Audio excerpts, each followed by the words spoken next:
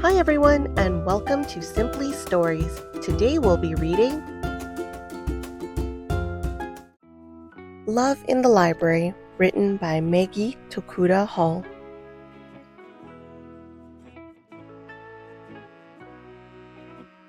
Tama did not like the desert. She brushed the dust from her eyes as she walked to the library. The barbed wire fences and guard towers cast long shadows over her path. She always did her best not to look at the guards. Tama had taken the job in the library because she liked books. She didn't know how to be a librarian, but that didn't matter. In the camps, people did the jobs that needed doing, and that was that. "Good morning, Tama," a voice boomed. It was George. Like every other day, George was waiting at the door for Tama with the stack of books he checked out only the day before. "Good morning, George," Tama replied. He waited for her to unlock the library, and then he followed her inside. Tama and George had been in Minidoka for a year already. She should have graduated college the previous summer, but instead, Tama was here. All the Japanese Americans from the West Coast were in prison camps like Minidoka. Elderly people, children, babies. It didn't matter who you were, just what you were, and being Japanese American then was treated like a crime. And though each camp was different, they were all the same, uncomfortable and unjust. In the summer, it was brutally hot. In the winter, it was brutally cold. Rain in the fall and spring left mud around the latrines they all needed to use. Whole families shared single rooms. No one had any privacy. Tama did not know when she would leave Minidoka, if she ever would, but there was nothing to be done about that, so she worked in the library and watched as each day passed her by. Some days, many people would come to the library and borrow something to read. Other days, especially when it snowed, hardly anyone would brave the cold just for a book. But most days were the same. Tama kept her eyes down and tried not to think about the life she used to have. There was a word that described this, Tama knew. Constant. Constant questions, constant worries, constant fear. But then there was also George. George and his big smile were constant. And the books were constant company, which was nice. Tama loved books. Caught in their pages were worlds bursting with color and light, love and fairness. Pressed between their covers were words that planted seeds in the garden of Tama's mind. How magical that, even in Minidoka, such a small little library could fit so much inside of its four walls.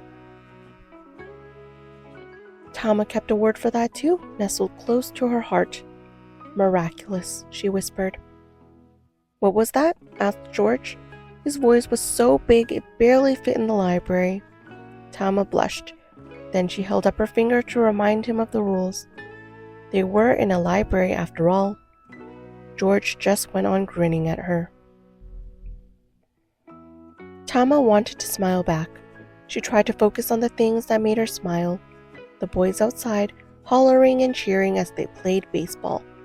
The books themselves and the smell of their pages. But she could not make herself smile. She sighed.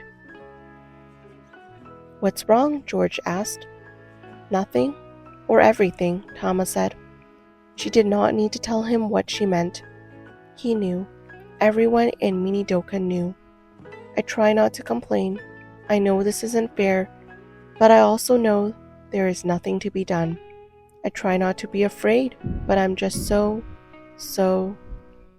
But she could not think of a word that was right. She was scared and sad and confused and frustrated and lonely and hopeful. Maybe there was no word that fit. Maybe for the first time in her life there was no single word she could hold in her hand to help her understand. And that thought was so sad to Tama, so upsetting, that she felt the hot prickle of tears behind her eyes. "Hey," George said, and for once his voice was small and soft. There is a word for that, you know. There is? Hope bubbled big and bold in Tama's heart. Human, George said. He smiled his big smile, and Tama smiled back. She wiped her eyes.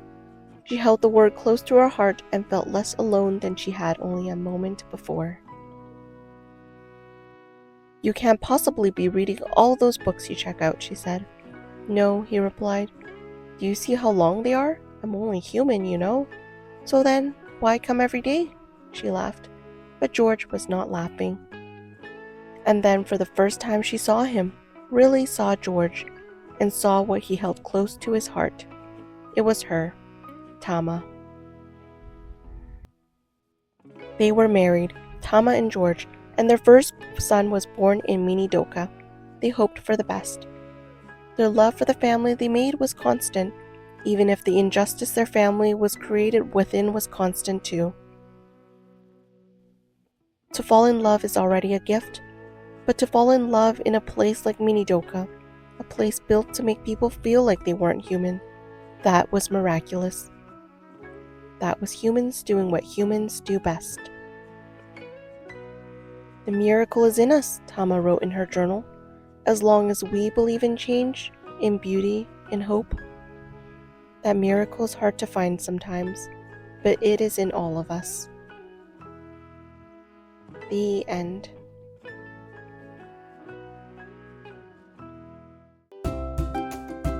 Thanks for reading along. Subscribe to Simply Stories and hit like for more videos.